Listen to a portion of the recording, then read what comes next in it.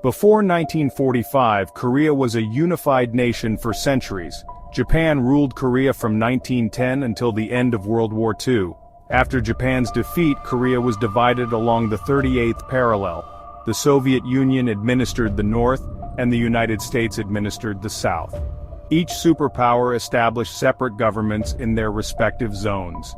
The Soviets installed a communist government in North Korea, led by Kim Il-sung. The US supported a pro-Western government in South Korea led by Syngman Rhee.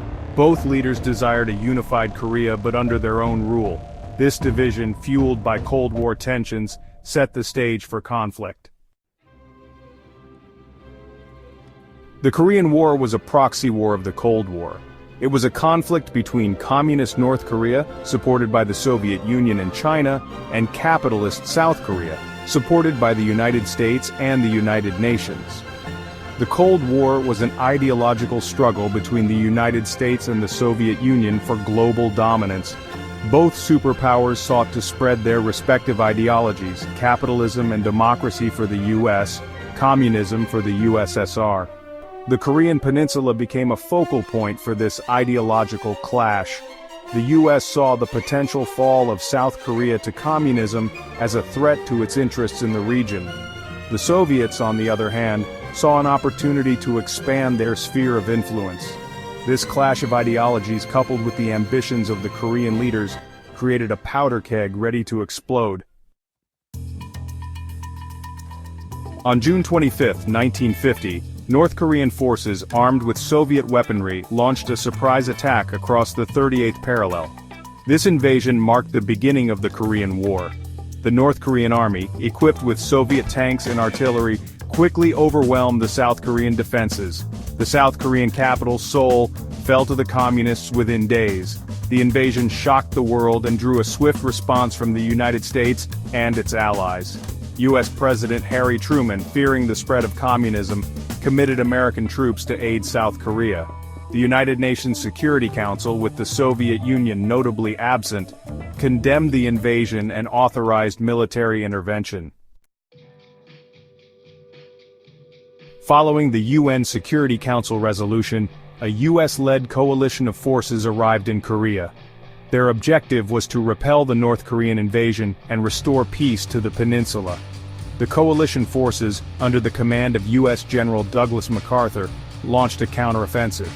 They pushed the North Koreans back across the 38th parallel and advanced deep into North Korean territory.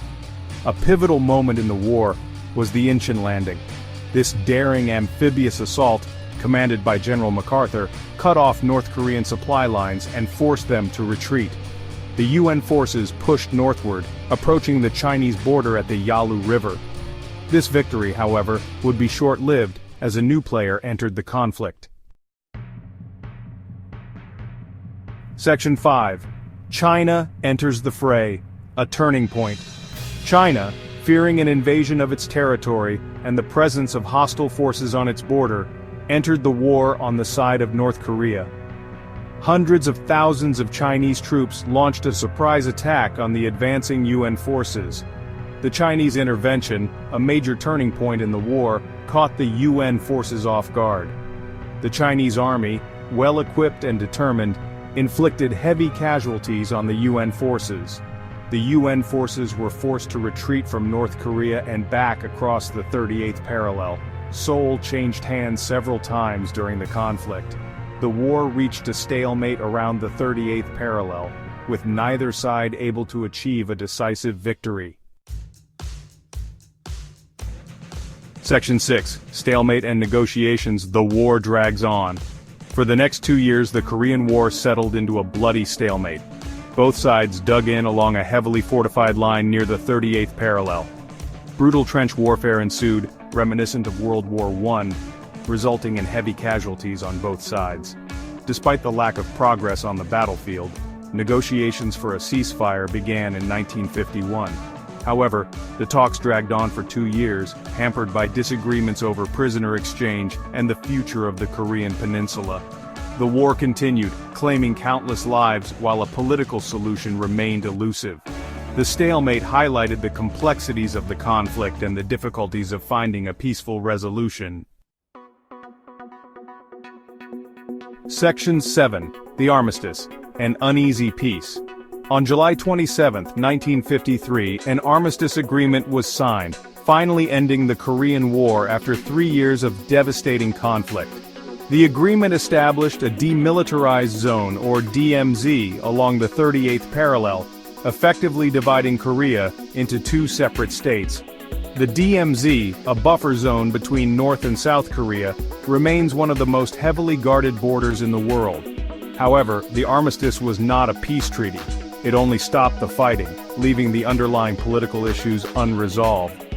Technically, North and South Korea are still at war today, as a formal peace treaty was never signed. The armistice, while ending the bloodshed, left Korea divided and set the stage for future tensions.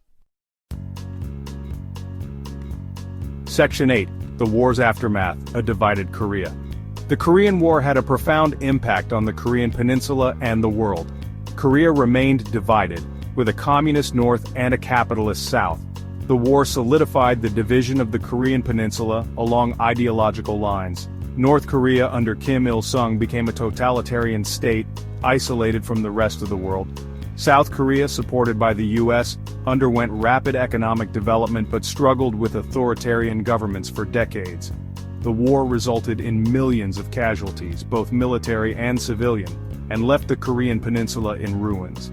The two Koreas, once united, remained divided, separated by a heavily fortified border and a legacy of conflict. Section 9. The Korean War's legacy, a global impact. The Korean War had far-reaching consequences for the Cold War and global politics. It intensified the rivalry between the US and the Soviet Union, leading to a global arms race and increased military spending. The war also marked the first instance of the UN using military force to intervene in a conflict. The Korean War demonstrated the lengths to which the superpowers would go to contain the spread of communism. It also highlighted the devastating human cost of ideological conflicts. The war's legacy continues to shape international relations and serves as a reminder of the fragility of peace in a divided world.